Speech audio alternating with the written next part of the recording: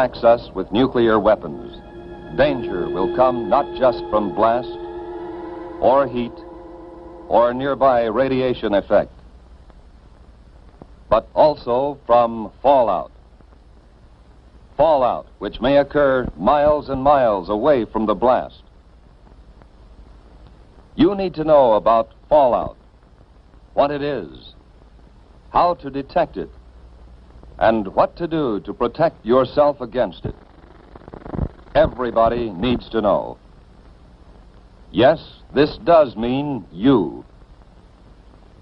Watch and listen. One day, these facts may save your life.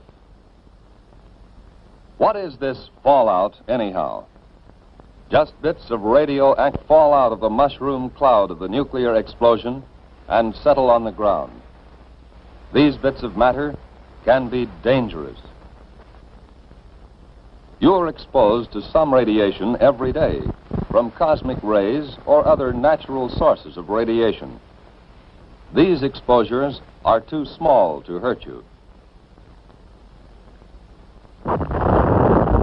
But when a wartime nuclear explosion occurs, a serious fallout follows. Thousands of tons of atomized earth, building materials, rocks, and gases may be thrown into the air. And the mushroom cloud containing them sometimes moves as high as 100,000 feet, nearly 20 miles up. Some of the radioactive particles spill out near the explosion site.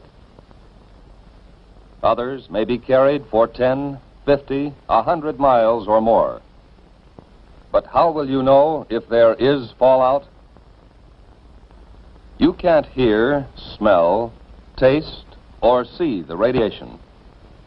But you yourself can detect the fallout particles that produce it. The easiest time to do this, without special instruments, is when the fallout is settling through the air. This starts any time from about 1/2 hour to several hours after the explosion, depending on how far away you are. And it continues to fall for an hour or longer. Usually you can see the fallout. So if there has been an explosion of a nuclear weapon within a few hundred miles of you, you should suspect every unusual concentration of dust in the air of being fallout. After an explosion in daylight, watch any unusual accumulation of dust. At night, put a white or light-colored plate outside. Examine it every 15 minutes or so. If dust has accumulated on the plate, treat it as fallout. The particles in that fallout behave like miniature X-ray machines, sending out radiation in all directions. If there are many particles, and if you are exposed to them long enough, you will be hurt. Others will be watching for that fallout, of course. Experts will estimate the probable path and speed of approaching fallout and try to keep you posted. But it may come before you hear any details by radio or otherwise. You must take precautions, whether you hear their reports or not. If radio stations are operating, you will hear reports, especially on the Conelrad frequencies 640 or 1240 on your AM dial. As soon as it is safe for specially protected crews to get out into the open, these highly trained civil defense radiation detection teams will make a thorough check of radiation levels and characteristics. Those facts will be relayed to you by radio as fast as they come into civil defense headquarters in your area. Information from the radiation monitoring teams will be combined and analyzed by experts manning a central radiation control point. These experts, who know just how fast harmful radiation reduces in force, can predict when it will be safe for people to come out of shelters and resume normal tasks. We have warned that you may have to act before you get any detailed reports. Just what can you do if fallout comes your way? Find the best shelter you can. The more solid substance you can put between yourself and the fallout, the better. But an ordinary frame house with windows closed will give considerable protection. In a house, it's best to get on the floor, away from doors and windows. Or if you can, find a location with additional walls in the center of the building. A basement is even better if the house has one. Large buildings, such as apartment or office buildings, give good protection. The thick, heavy masonry of their walls and floors makes it hard for radiation to get through. Basements, inside rooms, or corridors on the lower floors are safest. The basement of any house or building will become a good improvised shelter if you block the windows with sandbags and place other sandbags on the floor above the shelter area. If you don't have sandbags, thick, solid layers of books, magazines or newspapers, or even a series of file cabinets standing close to each other can cut the radiation danger. In some parts of the country, there are storm cellars or outside vegetable storage cellars. They may be used as shelters from fallout. If you plan to use such a cellar or your basement or any other shelter, stock it with food and supplies. To equip and supply your shelter area, you need some of the same things you might take on a vacation camping trip. First, sleeping equipment to fit your shelter area. Folding cots or sleeping bags and blankets. Then, food and water. There should be at least a 2-week supply. You'll want plenty of fruit juices and lots of your family's favorite canned foods. The drinking water supply should be rotated often to be sure it's fresh. And don't forget such basic needs as sugar, salt, pepper, and other seasoning that your family ordinarily uses. Now, some equipment. A radio is very important. It should be a battery portable with spare batteries. A transistorized radio is best, as the batteries last longer. Next, you need light in the form of flashlights and a battery-operated lantern. Then, a good first aid kit. Now, plates, cups, silverware. A can opener and a bottle opener are important. Add to these things enough closed containers to take care of garbage and human waste. Especially if there will be children in the shelter, include some books and magazines, paper and pencils, maybe 1 or 2 small, simple games.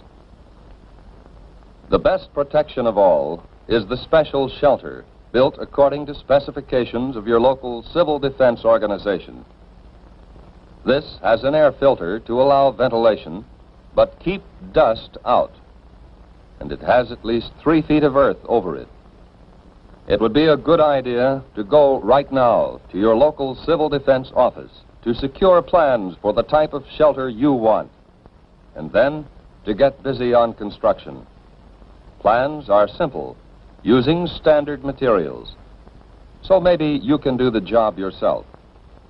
But all this special shelter talk won't help very much if you are caught way out on the open road. If that happens, keep driving until you see a building, which may be a house or barn, church or school. Drive as close to the building as you can. Then get yourself and your family out of the car and take cover in the building. If you live on a farm and have sufficient warning, get your animals under cover and give them enough food and water to last several days. And if you can, cover any piles of hay or harvested crops that may be outside.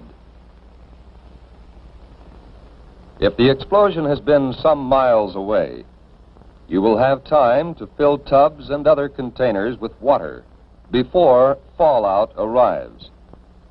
All locations where outside dust does not penetrate will be safe storage points for water. Whatever kind of shelter you find, settle down and make the best of it. If there are others with you, help them by being as calm as you can, and don't be discouraged. You can go out for very brief periods if you are well covered and keep the dust off your skin. Wear heavy boots or shoes and pants tucked in or tied around the bottom to keep dust out. If any dust gets on you, brush it off promptly. And when you have a chance, wash it off. That dust can burn your skin. But what happens if you do get exposed to a great deal of fallout? Food or water has been contaminated by the dust, internal damage may occur. When dust has been left on skin, there will be skin burns. When you have been near dust too long, there may be radiation sickness. Exposure can even cause death. If you have had considerable exposure, you will vomit and grow weak. But after a few hours, this sensation will pass, and by the next day, you may have had the last of it. Even if you have been exposed to excessive fallout, you may eat and drink just as you normally would, but don't force yourself. Whether you have had these symptoms or not, if civil defense radio announcements have said that radiation has been high in your section, keep an eye on your condition for the next few days. Watch especially for these developments in the 2 weeks following exposure. Return of nausea, sore throat, bruise spots developing without any known reason, loss of hair. These conditions, or nosebleed, or diarrhea, should be reported to a doctor or to the nearest first aid station set up under civil defense plans. Unless civil defense teams have warned that your area is still dangerously radioactive, you can get out and work to help yourself and help others.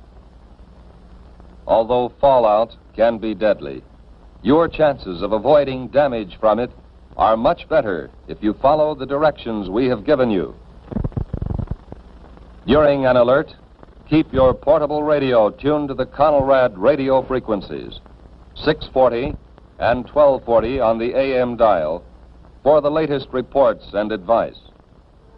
Right now, today, before there is an alert, take time to learn the Civil Defense 5 steps to safety. Learn warning signals and what they mean. Learn your community plan for emergency action. Learn protection from radioactive fallout. Learn first aid and home emergency preparedness steps. And learn how to use Conelrad 640 or 1240 on the AM dial for official directions.